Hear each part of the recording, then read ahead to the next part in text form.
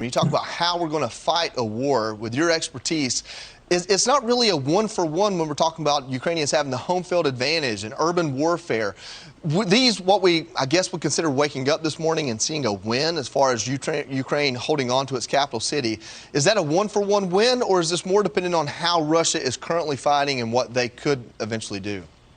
Well, you know, that's a great point. And to build upon what Keith said, having had the honor of commanding a large armored force like the Russians have, going into a capital to effect regime change, the two most important things are, as you asked before, logistics and timing.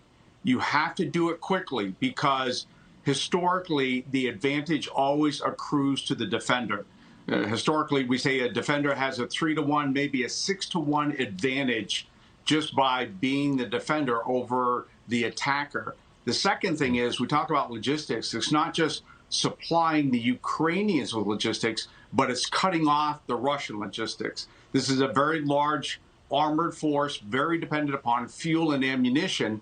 And if the Russians don't make their timelines, that means they can't establish what we call the lines of communication, which means they can't establish their logistical capability, which then it starts to compound itself and you start to grind to a halt. So when I'm looking at what's been reported with regards to casualties the Russians have lost, both in personnel and in armored vehicles, it does not look good for them. This is not occurring as quickly as they planned.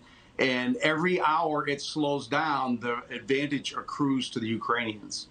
General Bolduc, what would be your advice to our president right now, someone who's commanded troops 10 times in Afghanistan, as far as what we should be doing or how we should be handling this today? My biggest concern right now is the resistance and the resistance phase that we're going to have to go into.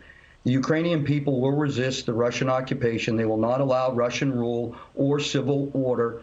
They will bring NATO into the conflict. This will bring NATO into the conflict directly because we're going to need to support it. And then so we need to be aware that the logistics, lethal aid, and potentially sanctuary support in NATO countries is going to be something that's going to bring us into the conflict. And it may give Putin a justification to attack NATO countries because he feels that this is supporting the Ukrainians in a way that is a direct threat to him. So I believe this is inevitable, and I don't know what we're doing. I think General Kellogg said, yes, presidential finding with the CIA. We also have our special operation forces. And this is the advice that I would be giving the president right now. We see what Putin's doing. We see that the Ukrainians have the resolve. We need to invest in that.